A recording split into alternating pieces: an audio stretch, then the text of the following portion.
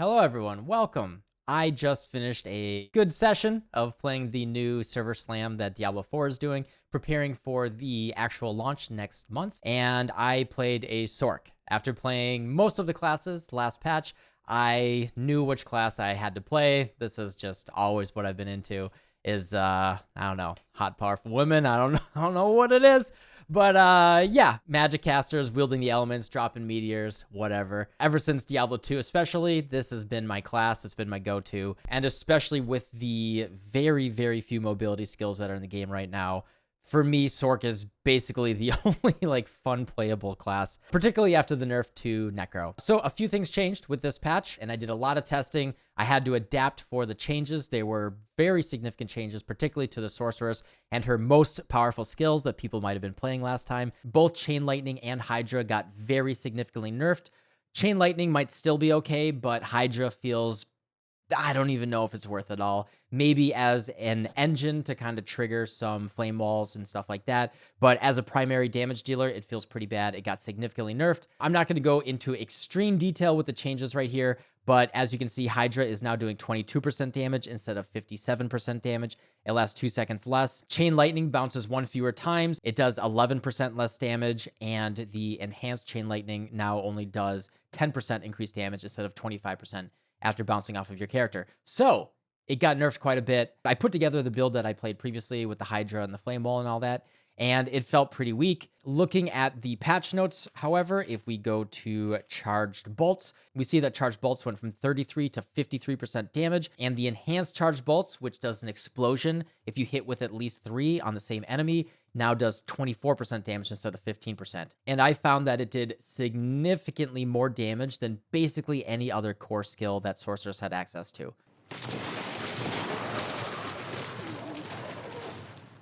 All right, so if we look at how Charge Bolt works, this is my skill that I have in queue right now. It shoots out 5 bolts. It can be hard to tell because the movement pattern, but it does shoot out 5 different bolts that move at an erratic pattern.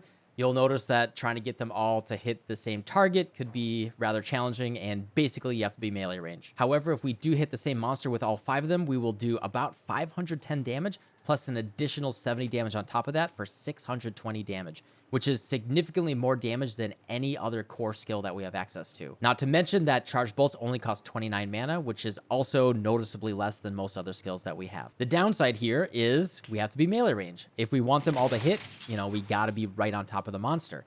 So the rest of the build is entirely oriented around just making sure that we can stand there, cast our Charged Bolts, and not die. And just to kind of lay the foundation of what the build is, I don't have any specific unique legendary at all. I do have the Vigos Protecting Amulet, which I believe is guaranteed after you finish the campaign, so you should have access to this. I don't know if the rank of all defensive skills is guaranteed or not. This is the role that I got, but even if it's not, that's okay. You can still put this build together. Also, we are only at level 20. That is the max level right now. So we don't have access to the ultimate abilities. So we don't have access to, any of the ultimate abilities, nor can we really put too many points into the mastery skills. I think you could only get maybe 2 or 3 points down here. So without having access to more points, I didn't really want to go into any of these. So yeah, the entire conceit here is that we are building entirely into charge bolts and standing melee range. On top of that, what we're doing is we're using Fireball, leveled up to 3, only because we are using the enchantment for a 50% explosion. This allows us to blow up entire screens of monsters very consistently. That combined with the Charged Bolts explosion can kind of kick it off very nicely. You can get your enchantment by completing the campaign, and then at level 15, you'll go to the lower left corner of the map right here. Go down around here, you'll see a quest that you'll talk to a guy, go in a cave, do a little bit of a mission, and then you get your enchantment. Enchantments have passive abilities that will then activate periodically based on certain conditions. I think Fireball is just the best one overall. It's incredible for clear. And then if you're going to do single target, if you're going to fight Ashava tomorrow doing the world boss event, then I do recommend probably using Flame Shield here because it will save you every 2 minutes if you are about to die. In terms of the generator, I'm using Frostbolt. I have used all 4 of these. I found them pretty unreliable. Arc Lash felt second best if you're in melee range,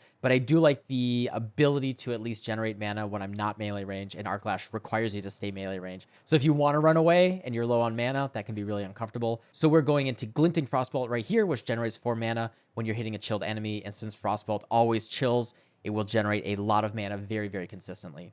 This build is pretty simple. You'll notice that I don't have a single point in any of the skills down here. The general idea, most of the build is actually based around the defensive skills right here. Charge Bolt hits really hard, might be just the most single target damage that we have access to, as well as the clear with the Fireball. And then we're taking advantage of Flame Shield and Ice Armor. They both have different cooldowns, and we can stagger them and use both of them. You don't need just a single one. We are using Shimmering Flame Shield, restores 50% of your life when you trigger it. So if you have 50% life, you'll go up to 75%. Basically a free instant health potion. Really, really good for sustaining your life as you're fighting a fight, especially if you run low on health potions. That can be really nice. Then we have Ice Armor right here, which will give you 30% of your base life as Ice Armor.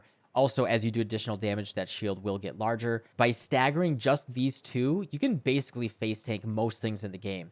But there's more. We are also taking advantage of Frost Nova right here as an additional, they all have about a 20-second cooldown, as an additional defensive button. Not only does it freeze all the enemies around us, but per enemy hit, it also generates 4 mana. So the real idea behind this build, and I think kind of the theory that's going to go into a lot of early Diablo 4 builds at least, once we get advanced legendaries, we get the Paragon system, I'm sure stuff gets kind of wacky, but at least how I'm kind of thinking about putting builds together right now at the low level is kind of like playing World of Warcraft, where there's a very explicit system where we have our resources, we are spending it, and then we have to do something to generate that resource to be able to spend it again. And so any skill that is cooldown and not mana based, that is instant, that's the big thing, is it's not taking our cast time. Much like something in World of Warcraft, you sit there channeling your Pyroblast or something, that is time that you're not casting something else, or even drinking water and getting your mana back. So the cool thing about the defensive skills is I can actually cast them while I am using my Charge Bolt, right? In the middle of my Charge Bolt animation, I can trigger my instant skills, and so they are always available to go off as I'm still casting my Charge Bolt. It doesn't get in the way, they don't cost mana, they are just cooldowns that we have on rotation. And that way we have our 100% damage uptime, and nothing else that we have access to even does close to the same amount of damage that Charge Bolt does. So there's really no reason to do anything that's not casting Charge Bolt, or in the service of casting more Charge Bolts by generating mana with Frostbolt. So Frostbolt is the same thing as that alternating mana and damage rotation, right? And that's all we're really doing. Everything else is kind of in service of that. And that's kind of the theory about kind of how I'm thinking about putting this build together.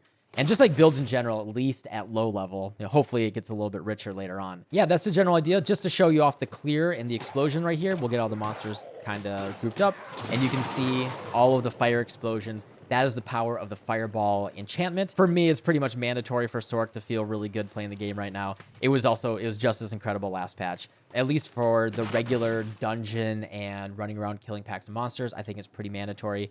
Definitely there's other ones that are interesting for single target, but that's kind of the one that I'm encouraging.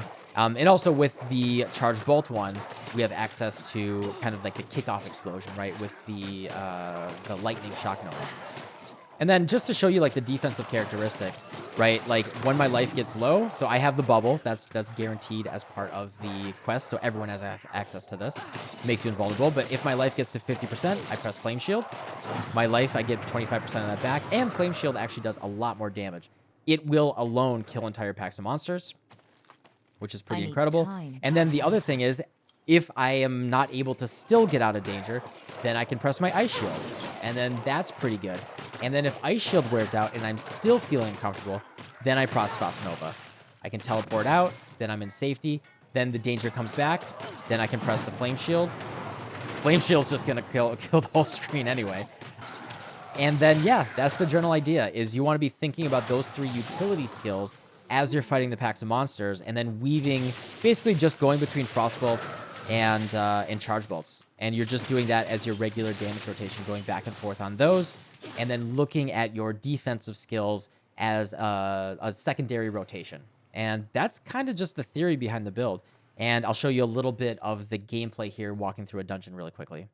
Oh, and also I have invested additional into Flame Shield right here. You'll notice that I went down into Shimmering Frost Nova. You know, I have the plus additional defensive skills on my gear. If you don't have access to that, you can just drop these 2 additional points on Frost Nova. They are nice to have, but honestly, I'm probably better off just putting 2 points in Flame Shield. So if you don't have access to those baseline defensive skills on your gear, then you can drop these 2 additional points and then just take 1 into Ice Armor and then 1 into Teleport, and then you'll still have access just like I do. So you can totally just put this build together still without any gear requirements whatsoever. And then, yeah, regular gameplay is just 1 charge Nova, right? And then here's the rotation on kind of like the single target, as I'm just on top of him. It's just a full melee mage, and you'll see the lightning explosions when I'm right in his face. Really, really solid damage. I can stand in scary things. Pretty tanky. Like, I actually think this is significantly tankier than any of the other classes that I played, at least last season. There's our reward for purging the cellar. All right, we're going to keep it short and sweet. Hopefully I answered everything that you really are going to be looking for. They significantly lowered the drop rate of legendaries. We have access to much less. We can only go to level 20. However, we do really want to, for that, you know, that nice cosmetic, so you can flex when the game finally comes out next month. You want to kill Ashava tomorrow or this weekend.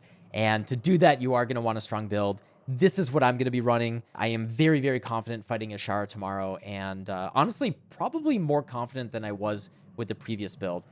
Now, I do have to be melee range, right? Which is going to be kind of uncomfortable. But since I have so much defense, so many get out of jail buttons, that I'm actually pretty confident that I'm just not going to die at all tomorrow when I'm doing it. That's it for me. If you're interested in more Diablo 4 stuff or ARPG stuff in general, I do usually do Path of Exile content, but I really am excited for Diablo 4. There's going to be a lot more of this coming. Feel free to subscribe if you're interested in more in this, and thanks for watching. I'll see y'all soon. Goodbye.